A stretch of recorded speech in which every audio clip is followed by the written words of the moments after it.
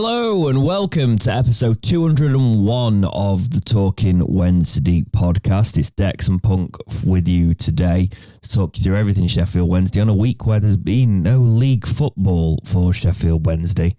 As you can probably tell if you're an audio listener, my voice sounds a little bit different. I'm a little bit, I'm not fully under the weather, but I'm exhausted, basically. So we'll go with that one. So I'm not on camera today, but the show must go on, and we have got a Punk Chef 41 there in an hoodie because, my friend, it is bloody cold, isn't it? And how are you? How's your week been? Apart from having to deal with snow and ice, and I'm sick of it now, and it doesn't look like it's going away anytime soon because it's still minus numbers. It's weird. I forget how unprepared the UK is for snow when it hits. Like, we just don't handle it well. And I feel like it's something we have to get used to because I feel like the winters are getting colder each year. It's like we are now set to have like colder winters. But apart from that, trying to juggle a little and to get her to cool, and a hunter who's now at kicking height, a crotch height when you're walking, when you're strapped to you, is fun. So that was good. But apart from that, it's been an okay week. It's just long and tiring, and I'm just ready for it to end. I'll be honest with you. It's just last night I could have done without last night's game going to penalties. I really could have done because you know what? Yeah. I'm so used to us having, in the past anyway, having 3 o'clock kickoffs. When we have like an evening kickoff on a Saturday, it throws my entire schedule out.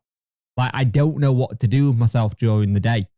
It threw us off because like we usually do the pod afterwards. Yeah. And it's like, now we got to move the pod and pain in the arse.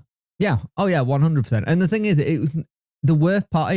No one got to see it pretty much unless you had a way of doing it because it wasn't for UK audience, it was for America. And it's like, yeah. And I understand we've got an American audience and stuff like that. But are people really going to tune into Coventry versus Wednesday when the Man City Salford to watch? You know what I mean? Especially when the game was of that quality. Like, yeah, it's weird. How's your week been, mate? It's been a bit crap. It's been a bit long. It's been a bit, and that sort of like start of the work week, but it's properly just that I hate this time of year, man. It's cold, it's miserable, there's no Christmas to look forward to, but you've got to still deal with all the weather. And yeah, it's just, without moaning for moaning's sake, it's just genuinely like, I don't like this time of year. I hate January. 7 weeks till Pancake Day. You are? 7 weeks till Pancake Day. Yeah, unfortunately, I'm not looking for things like that. I'm also trying to sort like birthday things out, and then there's logistics, and I'm trying to sort plans out for this year and make finances work. Because obviously, as I told you, like last year, I took a massive pay cut to move up here, etc. Yeah, and stuff like, and trying to make anything work now is a pain in the arse. So it's just a case of, yeah, man, I'm tired this week. There's been no properly entertaining football, which is a pain in the arse because that's always a nice little pick-me-up at the weekend. Yep. It's just been the cup. And don't get me wrong, I like the cup in certain aspects, but when my bloody team are playing Coventry, who we've played about 47 times in the past year, it's not the vibe, is it? And then there's all this stuff with Sheffield Wednesday going off. And then there's the fact that, like, this week, we're probably going to end up doing a crisis pod after Chan series, like 18 hours of talking to people to death.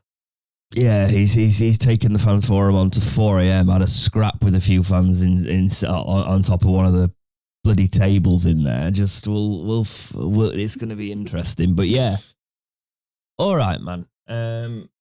We'll talk through the football. We've got some news stories today, and then we've got a big week of content headed up for you, which will be a lot more exciting as the football comes back. I guess the good thing is midweek football is back for a lot of clubs, so there's some Prem on TV. There's some Prem and stuff like that. I think as a whole, as a Wednesday point of view, I'm kind of glad we haven't got a midweek game in between because we need to seem to have that week on the training ground a little bit because there's still stuff like that not right with the squad.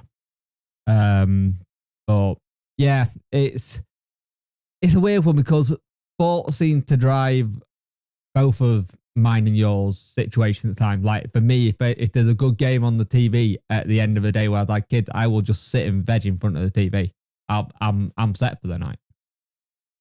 Yeah, it's a different thing. Like it's the balance of stuff like that.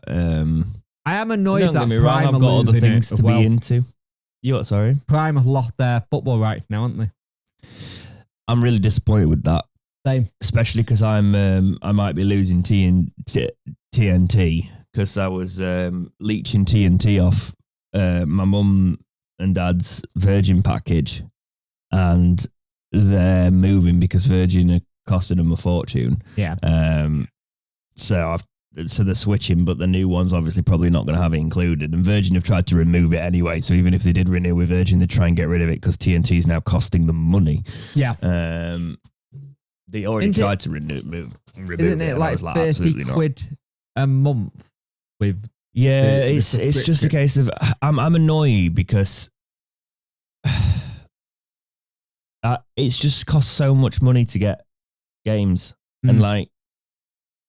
People are obviously dodgy fire sticking. I'm trying to like do it the legitimate way with a lot of stuff, but like the amount you spend to just get the football in, like why can't you have like TNT alone is I think if you just want the TNT fixtures, it's $31.99 for like the Discovery Plus thing, a month, and then you've got Sky on top of that.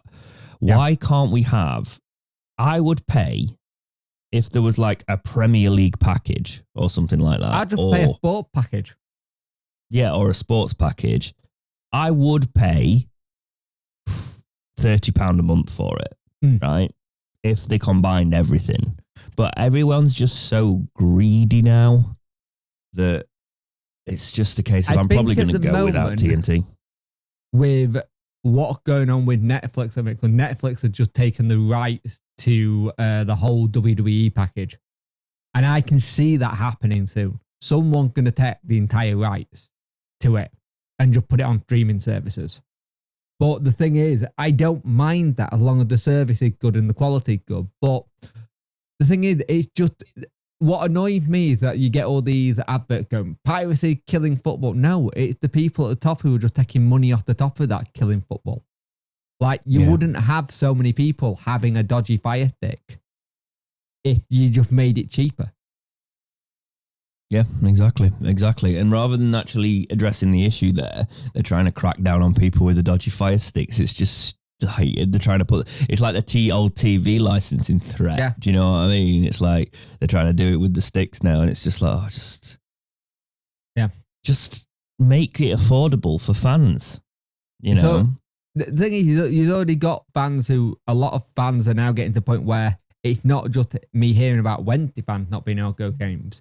It's a lot of clubs who are now getting priced out of the games. So do you know what gets me about the dodgy stick as well? Like, it's the only way I could technically, without some VPN trickery, which doesn't always work, get the 3 o'clock kickoffs. Yeah, because if you've got a stick, you get the 3 o'clock kickoffs. You get the iFollow stuff and everything. It's just, well, the old iFollow stuff, whatever it is. There's a couple of other like fan channels I watch, and I'm like, they do watch alongs at 3 o'clock. I'm like, you are being so risky doing that kind of thing. Like, there's nothing that says you can't technically do it in terms of if it's a VPN, because it's a VPN, but it's just like you're on that line, and I'm like, surely you don't want to be on that line, especially if you're a fan channel and if you want to do any work with your club. Yeah, it's a tricky one, that one. Oh, excuse me, very professional. Yeah, it's a tricky one, that one. I think with the globalization of the sport, we're already killing the sport, right? Oh yeah, it's a case of the pricing, everything like that. Just give accessibility to the sport. Like, they've already made most of the Premier League clubs tourism. And we've got tourism prices at bloody Sheffield Wednesday. Do you know what I mean? It's like, anyway, enough old man shaking fists at cloud. Let's talk about that absolutely thrilling game that was Coventry 1, Sheffield Wednesday 1. Talk us through it, Jake. God, it was boring. It was really, really boring. Again, the first half, I don't think we were bad in the first half, but again, it's defensive mistakes from set pieces again that is causing us so many problems. A ball comes into the box and it doesn't seem like we've got a player who can kick it into OZ. Like it scrambled away and then they'd hit it. And it's just so annoying every time it happened. But early on, Masaba had their player, Kitchen, on gate because he kept on fouling in left, right and centre. And Danny, after the game, they were wanting a red card for it because it was just constant. And I thought Masaba and Gassama had a fantastic game again. And they're looking good. My issue with stuff at the minute, you can't play Ugbo as a focal point on his own up top. It doesn't work. For whatever reason, we are playing this like three up top with Masaba and Gassama and then Ugbo in the middle. It doesn't work. Ugbo is not that kind of player. And it's frustrating me because I think we're not playing to his strengths in that sense. And the annoying thing, whenever we take Ugbo off and say you put over Jamal Lowe in or someone else, we're playing right how Ugbo liked to play with someone getting the ball in. It changes. It's weird. You know what I mean? It's odd at the minute. I don't get it. And we played okay, but first half, he had to change things up. He had to bring on the cavalry. So Windack came on and did look okay, actually. He looked decent. And Michael Whitway got to play as well, which was good because we hadn't seen him in such a long time. But second half, much better. Started to move the ball a little bit better. Pirchard pulled off 2 excellent double saves to keep us in it. If they got that, I think it would have been game, set and match. But we're trying to test things and try and get forward. But the problem is, if you look at that, we barely had any proper shots on target in the game, really. It was 1 shot on target out of 7. And that's something that needs to massively improve again. Bannon came on, changed it up again. Ola Kabachi came on and looked okay. Did quite well trying to get into good bells. It was nice to see him. I'm hoping we'll see more of him. And as we're all thinking, right, we're out of the cup. It's all done and dusted. We'll see you next year. Masaba goes up 93rd minute and gets us a goal. And it's good to see when they've got that attitude that we can get back into games, which we've seen all season. But I won't lie, when that goal went in, a massive sigh came out of my mouth going, oh God, we've now got extra time and penalties. Because the game was I hate that boring the as FA it was. Cup's become that as well. You know, like at this level, like it needs exciting. You know, Yeah. it needs some excitement putting into it. But yeah, sorry, carry on. The thing is, when a game like that, I don't understand. Why don't you just take it to penalties? Like generally, why not I was listening to the commentary last night, and they were saying the same thing. They really didn't want to be there. That was quite funny. And before the game it happened, it's like if this game got played at 3:00, I don't think this game would have gone ahead with that fog. It's actually lucky it went ahead at 6 instead of 3 because it was foggy as anything down there. But first half of extra time, we looked a lot better, trying to get things going, moving the ball well, trying to see what we can do. Jamal Lowe had a good little bell where he was trying to get into good pockets of base. Second half, it was more all Coventry and we had to really defend well. And then we went on to penalties where it was the one. The penalties weren't bad, but Windass scored the first one. Coventry scored to make it 1-1. Bad made it 2-1. Charles with an excellent save to keep it at 2-1. Lowe stepped up and guided it over the bar, and then he got a load of abuse online from people for the missed penalty. They know better than Ubbos and stuff like that. It's like, it's a penalty, 50-50. It's gonna go either way. Coventry scored to make it 2-2. Shay Charles steps up, makes it 3-2. They have it that it's 3-3. Olaf penalty is saved, and there was some people like having to go Olaf. You got maybe Juck come back first properly thing, so he's a bit rusty. And then they managed to score there to make it 4-3 and go through to the next round of the cup. And as a whole, I didn't think it was a bad game by Wednesday. We had good bells and stuff like that. We just don't take our chances and we just don't defend set pieces well. If you're anyone watching us at the minute, you want to come and play us soon, get that ball into the box. We can't defend it. We are lacking a leader at the back. And especially with the news that we got that Iorfa's out for 8 weeks, it doesn't help us either, because you want to see players get played in the games and get a bit more room into the competition, or even get a bit more minutes. And I think that's what he did yesterday, Danny. But I think he managed the game well. It's like, it just shows how we're bloody hell, Barry Bannon. Like, he still comes in and transforms a team. The thing is that we need to stop having that as the thing where if we're in trouble, especially if he's on the bench, get him on. There's got to be a way where we can play without him, because I actually think it's a case of we are blessed to have someone like Barry Bannon. And if we were to get a player of his quality again, we would have to look out as much as we did with Barry Bannon, because a player of his quality would cost us an absolute fortune now. If you think about the age we got Barry Bannon, how long he's been here. Yeah. Like, if there was any sort of thoughts on him, I guess it's technically similar to signing someone like, well, imagine if Shea Charles was Bannon's age. Do you know what I mean? It's like getting someone like that on a free. Do you know what I mean? And then developing with the club. Yes, we rely on him, but I think you do rely on a player of that quality. And I do, to be honest, I know his contract's up at the end of the season, isn't it? I'd be extending it already, to be honest. Yeah, same. I think the thing is, I want it extending, but I seriously want the club to be in. Let's find the next one, or at least have a look in our academy who could be in that one. We've said that for the past 3 years, mate. 4 years. I know, but we're going to come a point where we lose him, and then we're going to have no midfield. And that's my worry. My worry is we lose him and then there's no midfield at all. And the thing is, I've already seen if Josh Windass stays to the 1+1, which we think it is, I think Josh is next captain of Wednesday if Bannon and Palmer goes. I think that's someone who will definitely take that mantle if you can keep him here. But the thing is, once we get to the point of when Bannon goes, we need to start having serious conversation about who comes in. Maybe an Ingleson, maybe change how you play.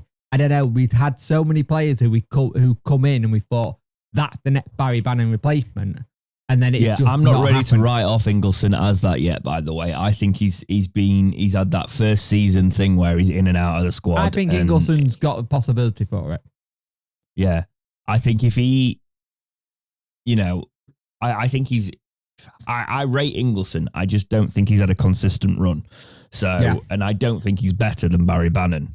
But I think he could be a different option if you have like a holding player next to him and you build something like that. A lot of midfielders rely on that. They rely on a more defensive midfielder with someone then taking the ball. Barry Bannon just decides to do everything. So you kind of blessed with that. Barry Bannon's looking even better this season because he's got a player like Shea Charles next to him. So, yeah. He's also looking better because he's learning to turn around to the gap and go, bring me off. I think I think that's something that I think we take for granted, that Barry Bannon's actually learning his body when he knows it's time to stop. It was a thing for me in the playoff final, the fact that he'd never want to come off. And he was done. He couldn't move. Do you know what I mean? Like, he had to go off at that time. And that was just, for me, all about like how much he would run through a brick wall. So he's managing himself a lot better now. Yeah. But I'm kind of glad we're out of the FA Cup and I'd have liked a bit of a cup run, but if you go out at this stage, you can properly focus on the league. And if we can make the right additions this January, then you never know. Yeah. Speaking of additions, I've added a couple of stories in that weren't in the doc, but we have been linked with a couple of players We've apparently interested in Harry Clark. It's come out this week. Ipswich Town. Now he's had a lot of loans. He was part of the Ipswich youth setup. He's a defender. He's a centre back, I believe, isn't he? Yeah, he is. And he is not getting any game time really. He's played 7 times, to be fair, for Ipswich in the Prem, so it's not the least amount of time. But he signed for them last year properly, but he'd been on loan at places like Oldham, Ross County, Hibs and Stoke, all the way from Arsenal, because he ended up going to Arsenal for 5 years in his youth career after Ipswich, because he played for a few different youth academies. He's a 23-year-old centre-back, and it's probably looking like it would be a loan. So is it something you think will move on, Jack? And do you think it would be a good Jake? And do you think it would be a good move for us at the minute? I think it will be a good move for us. We need centre backs, and the thing is, he can play across most of that back line anyway, which is decent. 23, there's a lot of room for him to improve, and then if he does well, depending on what happened with Ipswich, you never know. If they stay up, maybe they put him in the market. The big thing for me is the agency that he's under. He's under CAA Stellar Agency, and they're the same people who represent Josh and a couple of others in our squad. And I always think, have a look at who players are represented. If there's already players there that have got a bit of a link up, that helps. I generally think there will be a really good, smart move on this one, because centre-backs is what we need. I still think we need 2 centre-backs, a midfielder and a striker. It's worth mentioning that Iorfa's going to be out for a while now. Yeah. So 8 weeks. We need the numbers. Awekwe's agent's clearly been talking to the media, which we'll get to later. Yeah. Big, but I can't see us letting him go, but we need... I don't see Wednesday letting anyone go until people are in.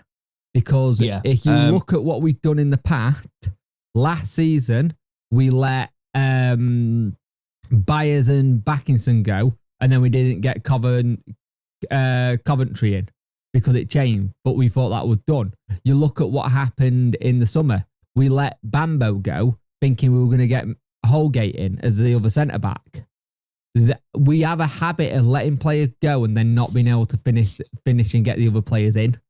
And I think we need to be very careful with that this summer, this January, because we don't have the squad depth for it.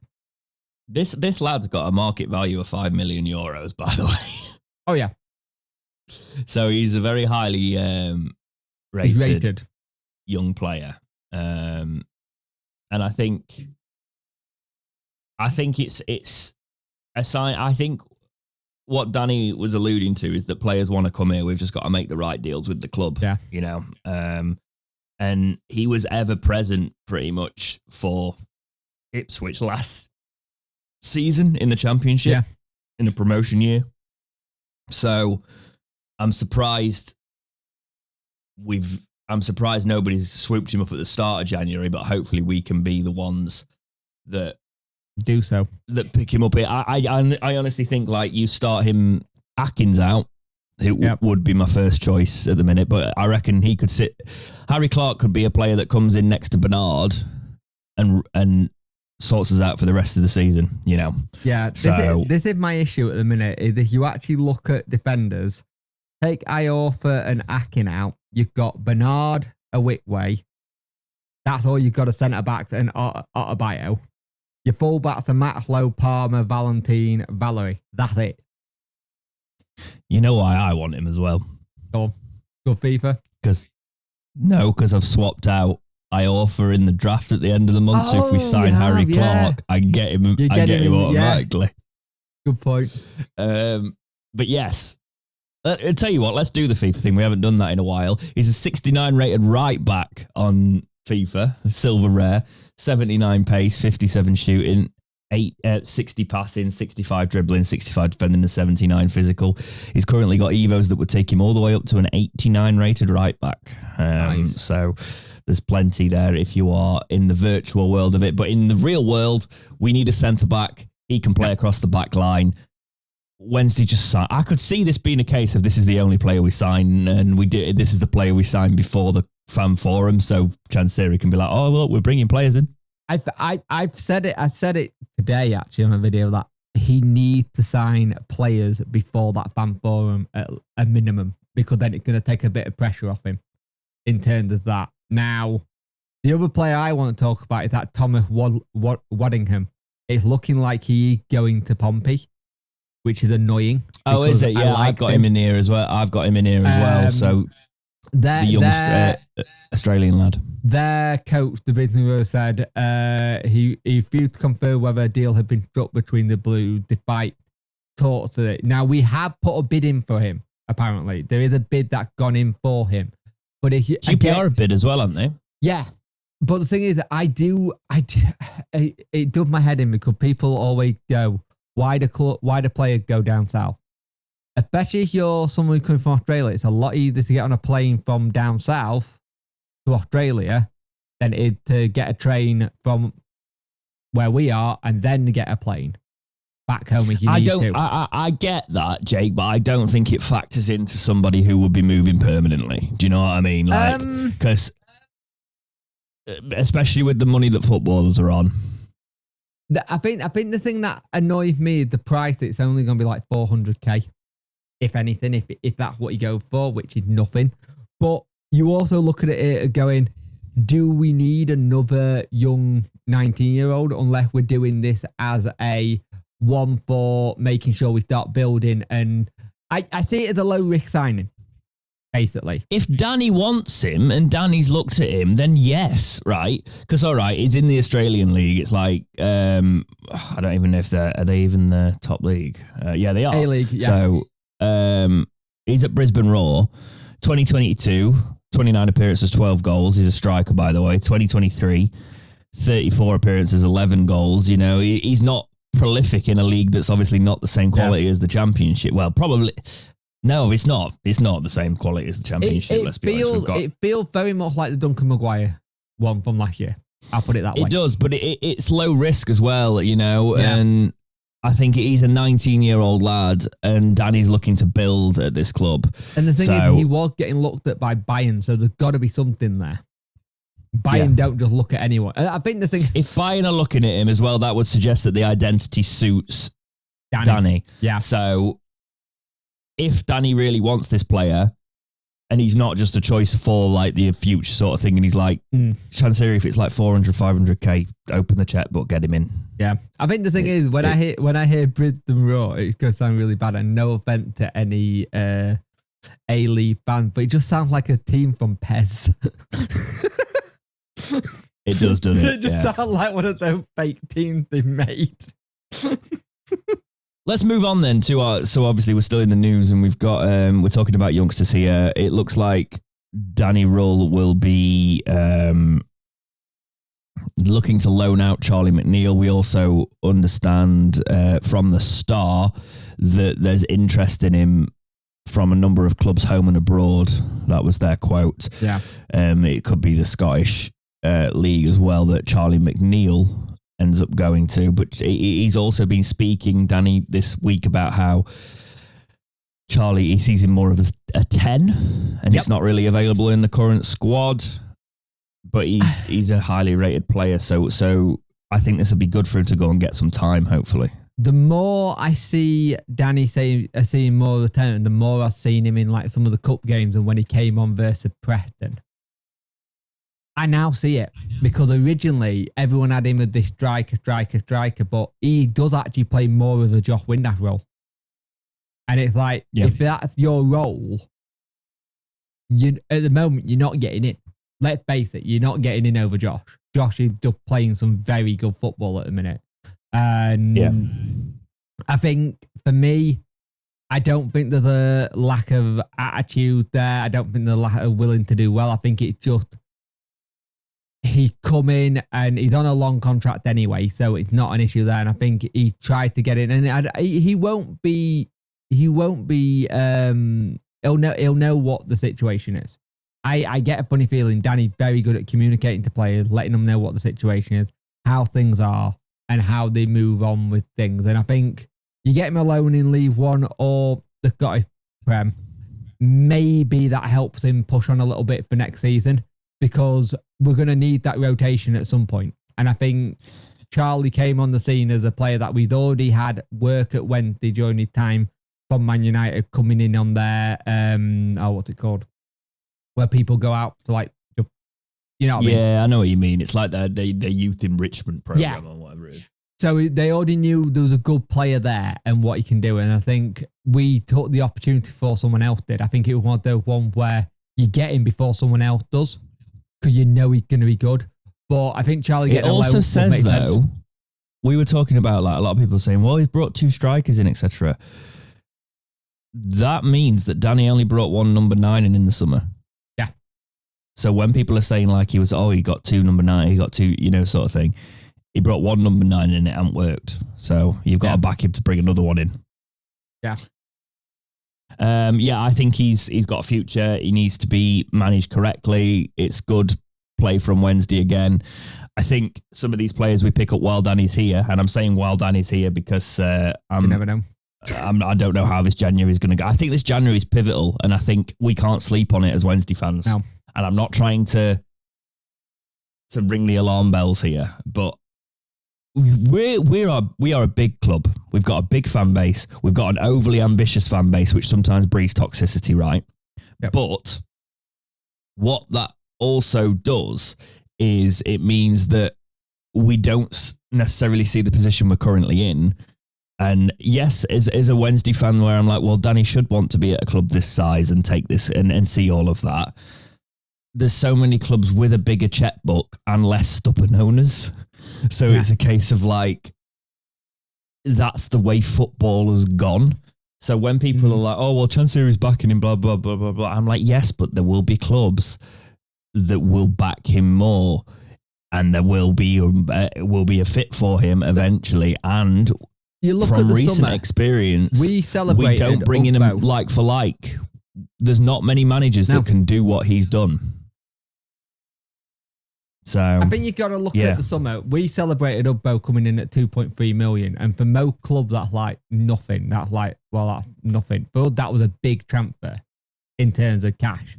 Because we don't bend on cash. And like, I just looked at Charlie McNeil's stuff. He played 79 times as like a centre forward. But I think that most of the time he was in the under 21s and 18s at Man United. But the thing is, if that's the case and he sees him more of a number 10, we have to maybe just changing his role because he sees him a better fit there with the link-up play. And I trust Danny in seeing what a player can do. If he thinks he's a better fit as a number 10, then go for it. But I think the thing is, we need the backing and we need to have a good window. The problem is, you look at what Chancery got previous for not backing a manager in January. Look at the season we got promoted. Darren wanted more than what he got. And he didn't get it and it nearly cost us. I think with us, we have to have the thing of going, DC back Danny, but you can't just back him on one transfer window. There's 2 transfer windows for a reason. And I think that's the thing that people seem to forget a little bit on the backing side. You got to back him again. And I think that's the bit that DC always struggle with when it gets to January. Because when Danny first came in, didn't get backed in January, so that's why he got players in. And we're in a much better position than we were last season to get players to come in. We are, but that's the thing. It's interesting listening to his interview last night where he was talking about how players are interested in coming into the club. So that's more of a case of, again, putting it on Chancery to open up his checkbook, I think, and we'll see how that develops. I will say, Danny needs to be careful. I said it before, but you need to be careful because we know what DC can be like. Just go, right, you got kind of thing or something like that. True, but I think Chancery is only one more meltdown away from bloody bedlam in the stadium. Yeah. I think we have taken so much that it only takes one more Chancery meltdown for it to never go quiet again. Yeah. Yeah. So I think Danny is actually in a position where he can push it because the fans believe in Danny more than they do Chansiri. Yeah. Through track record. So, yeah. As much as, do you know what? Like, I want it to work for Chansiri, but he has put himself in this position. I've wanted it to work because I always want the person at the top of the club to succeed, because then it means the club succeeds. But he's been his own worst enemy with a lot of it, and he needs to back this manager properly. Yeah. And everyone's got their own idea of what backing a manager is. Getting outpaced by other clubs when you're aiming for the top, but you're not providing your manager with the means to take you to the top, and when you are one of the lowest. When in the summer, all we heard from players was the aiming behind the scene was top six. Yeah. Top six. And the lowest, we're one of the lowest sort of like wages in the championship, but you've still got ambitions for like the top. I'm losing patience as well, because the pricing structure of Sheffield Wednesday would demand high end. Yeah. So why aren't you putting that into the? You remember he used to say, "Well, you want these players, well, you're going to spend the money." Yep. We're spending the money, and why aren't you supporting the manager in the? That would be what's expected. So that's all gone very, very quiet. Yeah. But hey, maybe we can make some more money for the club by getting rid of concessions, eh? That was so dumb. Yeah, so dumb, and the fact that got put to him by a bloody supporter group. We're all Wednesdays meant to mean something. Yep. But yeah, speaking of our youth as well, a little bit earlier, Pierce Charles had a very good game in the cup. Do you think it's time for him to go out on loan? Good game. I do think it's time for him to have a loan, but the only way he goes out on loan for me, the longer we make sure that Ben Hamer's okay to go, because there seems to be a lot of issues that has had with injury and then illness. I want to make sure we've got that second keeper there just in case. I think a loan for him makes a lot of sense to get his development going. I think we can see there's a very good player there. I worry to a point that we may never see him properly in a Wednesday shirt. I do worry that we may get a season, then he's gone. But the thing is, I don't mind that as long as it's decent money for him. Because we need to sort his contract. We need to make sure his contract's good.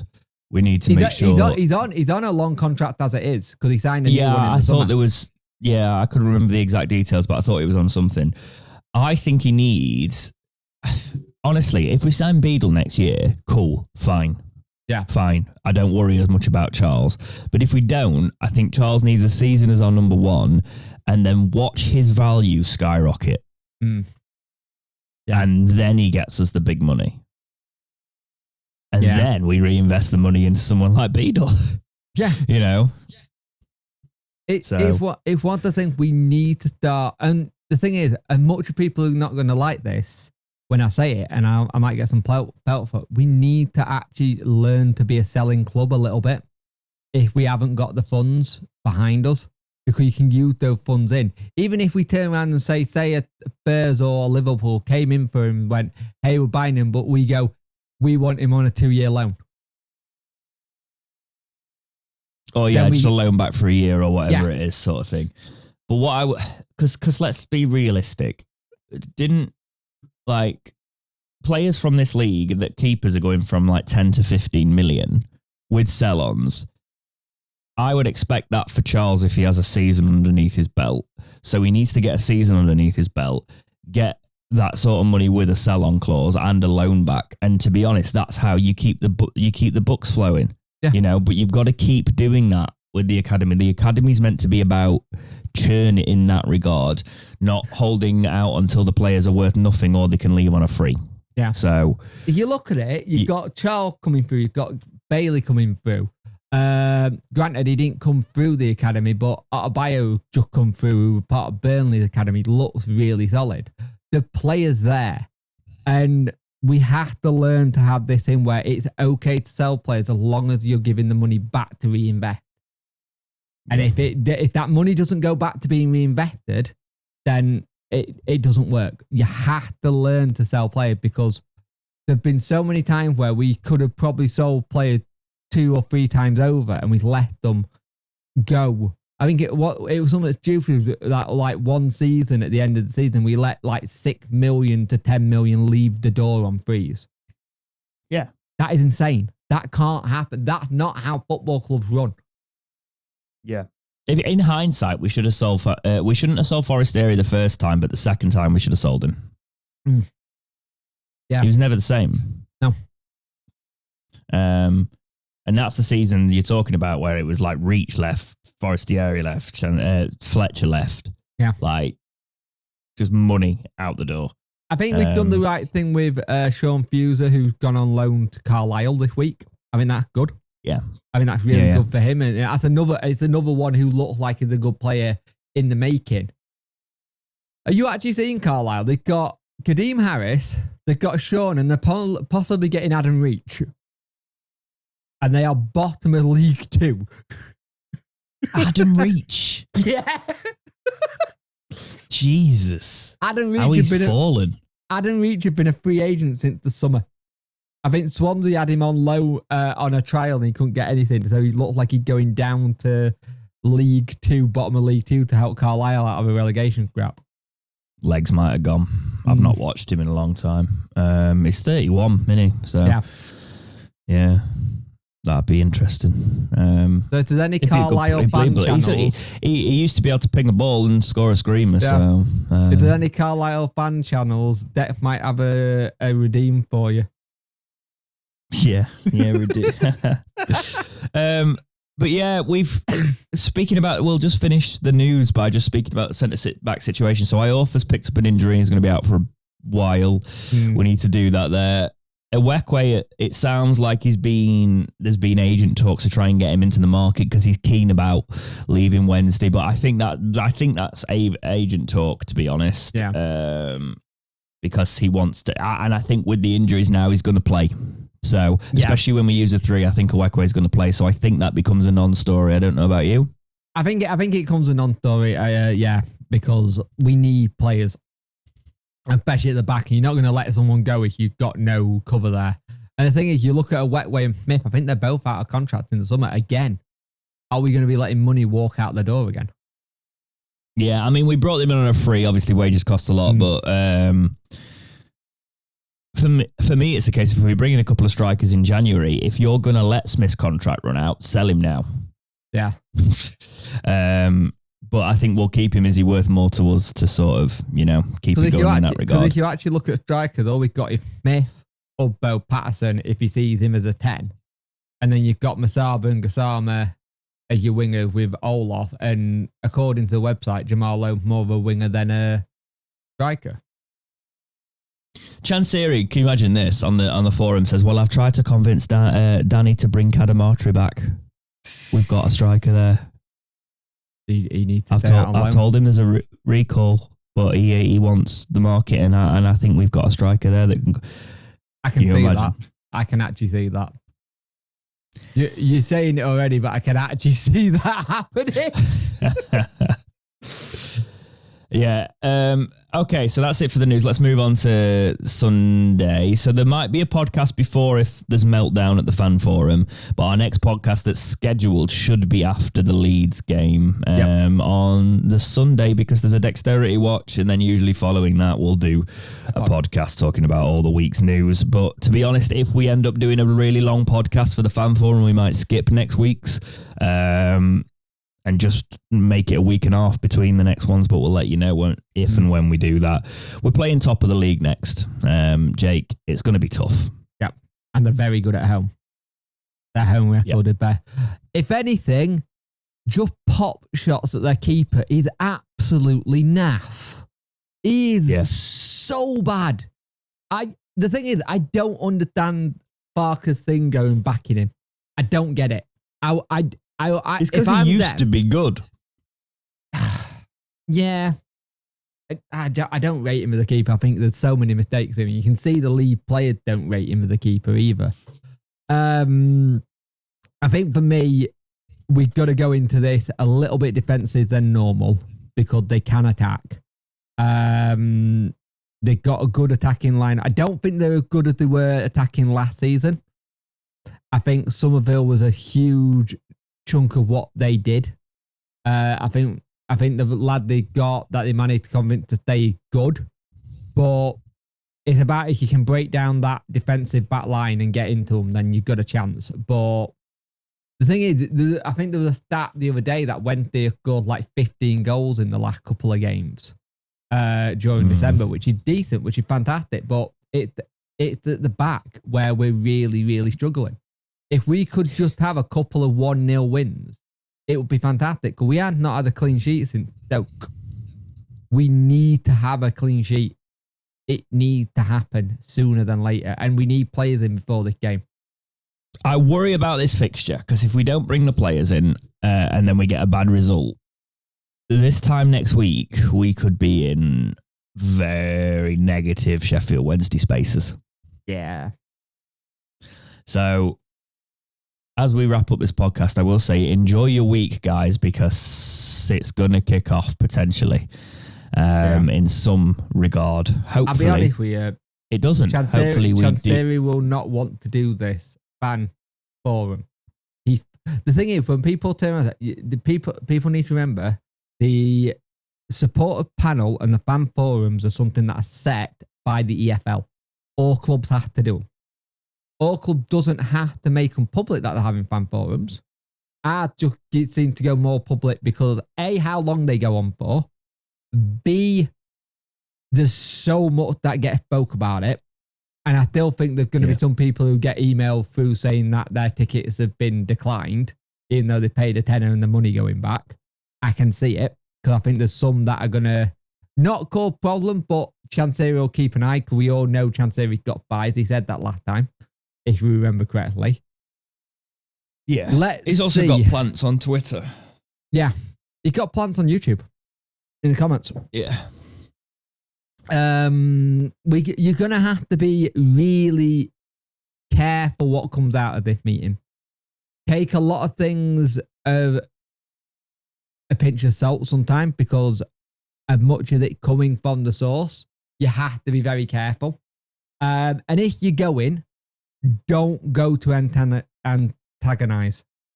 Go. Yeah, absolutely. This is what I was saying last week. Keep a level head. Be constructive. Don't get personal. Yeah. Because there's no need for it. There's no space for it. If you've got valid criticism, criticise in the correct way. And if Chansiri gets personal, it just reflects on him again. Yeah. Don't rise to it.